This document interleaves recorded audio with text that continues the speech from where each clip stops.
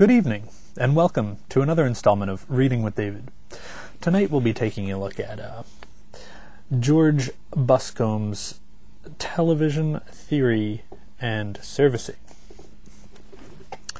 If you've got yours, go ahead and open up to page 245 if you'd like to follow along.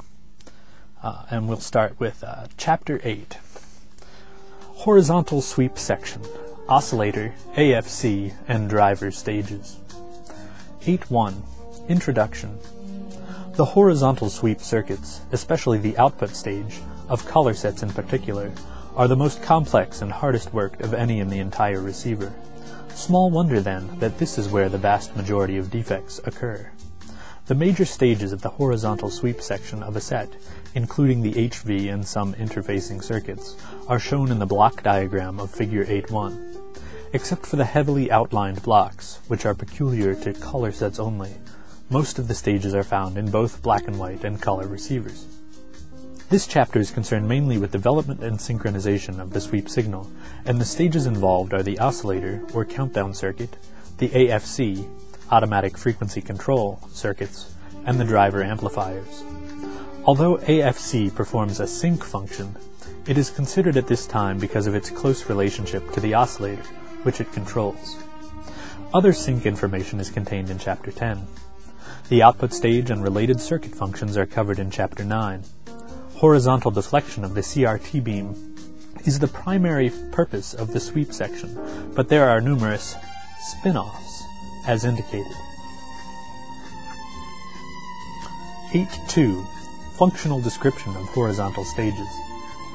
A brief overview description of all blocks is as follows. There are three separate categories: beam deflection circuits, synchronizing circuits, and sweep-dependent circuits. Beam deflection stages.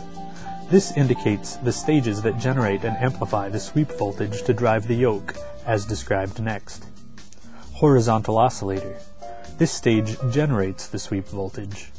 The frequency of oscillations, which must be very stable, can be manually adjusted with the horizontal hold and/or frequency controls. The sweep frequency for a black and white set is 15,750 Hz, and slightly lower, 15,734 Hz, for color. Instead of the conventional oscillator, some modern sets use the countdown system, as described in Section 7.9.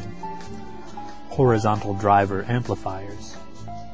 There may be 1, 2, or even 3 such stages. As with vertical drivers, see Section 7.11, the purpose is twofold: to amplify the weak sweep voltage generated by the oscillator to adequately drive the output stage, and to act as a buffer to prevent loading of the critical oscillator circuit. Some drivers also act as a wave shaper to develop the sawtooth waveform required for linear beam deflection, but most develop a square wave for switching the output stage. Instead of the conventional oscillator amplifier arrangement, some sets use SCR switching circuits, as will be described later. Output stage. This is a power amplifier that drives the deflection yoke via the output flyback transformer to sweep the CRT beam the full width of the screen. The amount of deflection may be varied with a width control. The damper is a diode that prevents excessive ringing in the yoke. Other blocks, Figure 8.1, associated with the output stage perform a variety of functions, as will be described later. Beam synchronization.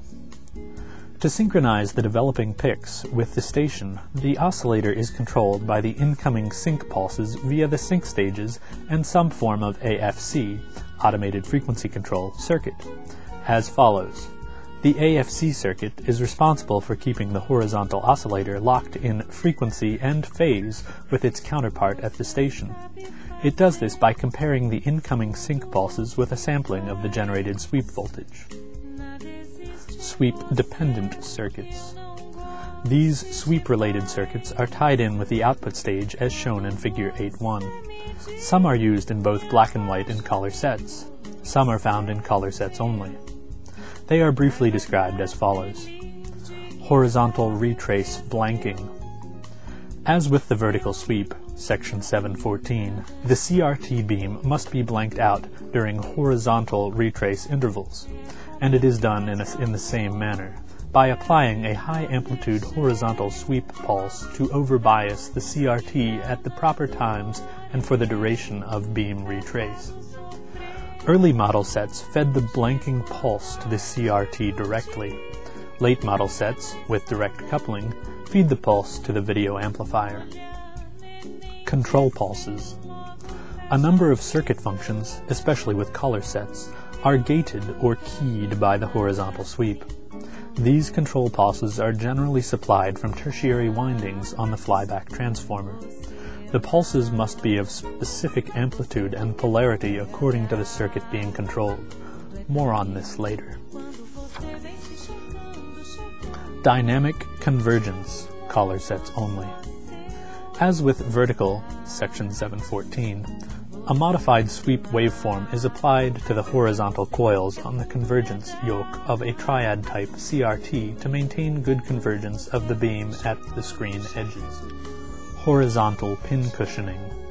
This circuit also has its counterpart in the vertical sweep section, section 714.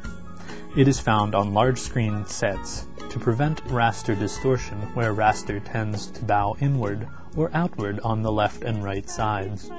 Correction is accomplished by feeding a portion of the vertical sweep voltage to the horizontal yoke. Sweep-derived power supplies. A number of DC supply voltages are derived from the horizontal sweep section. They are as follows. 1. HV supply. The HV required by the CRT is obtained by rectifying the stepped-up voltage from the flyback transformer. With a black and white set, depending mostly on the screen size, the HV is usually about 15 kilovolts or so. For a color set, it is much higher, 25 to 30 kilovolts or more. The current drain, beam current, however, is very low, seldom exceeding 200 microamperes for a black and white set and 1 microampere for a color CRT. With color sets, the HV is regulated and adjustable. There are also special disabling or shutdown circuits as protection against potentially harmful X radiation should the HV become excessive. 2. Focus voltage. A color CRT requires 1000 volts or so for the focus anode. It is obtained by rectifying the high pulse voltage of the horizontal output or from a separate winding on the flyback transformer. For beam focusing, the voltage is varied either with a potentiometer control or an adjustable coil shunted across a flyback transformer winding. 3. B-boost and other secondary power supplies. More and more sets are utilizing the horizontal sweep section to supply the DC current requirements of various stages. Commonly known as scan rectification, different amounts of voltage are provided by individually rectifying the outputs of separate windings on the flyback transformer. Except where high current is involved, the use of scan rectification has several advantages over the conventional 60 Hz LVPS. Greater efficiency, less heat and power consumption, and less filtering required because of high-frequency ripple. Section 8.3. Horizontal Sweep Circuit Fundamentals. The horizontal sawtooth waveform is developed in the same manner as the vertical sawtooth, section 7.6, that is, by alternately charging and discharging a capacitor in either the oscillator stage or one of the driver amplifiers. The charge cycle, while the transistor is non-conducting, corresponds with the active left-to-right trace of the CRT beam, and the discharge cycle, initiated when the transistor is turned on, relates to horizontal retrace. The amplitude of the waveform, and hence the raster width, is determined by the amount the capacitor becomes charged and discharged in the allotted time, as established by the time between horizontal sync pulses. Since the time intervals are much shorter than with the vertical sweep, the C and R values in the circuit are considerably smaller. As with the vertical sweep, the shape of the waveform, applied to the yoke, determines the linearity of the beam trace and, in this case, the horizontal proportions of the picks. Figure 8.2 shows some examples where abnormal wave shapes stretch or compress the picks in different areas of the screen. Also see figure 7.3. Most solid-state receivers do not have a horizontal linearity control. For the AFC circuit to lock the picks in sync, the oscillator must be adjusted to free run at the correct frequency. The hold and frequency controls are provided for this purpose. Good night and sweet dreams.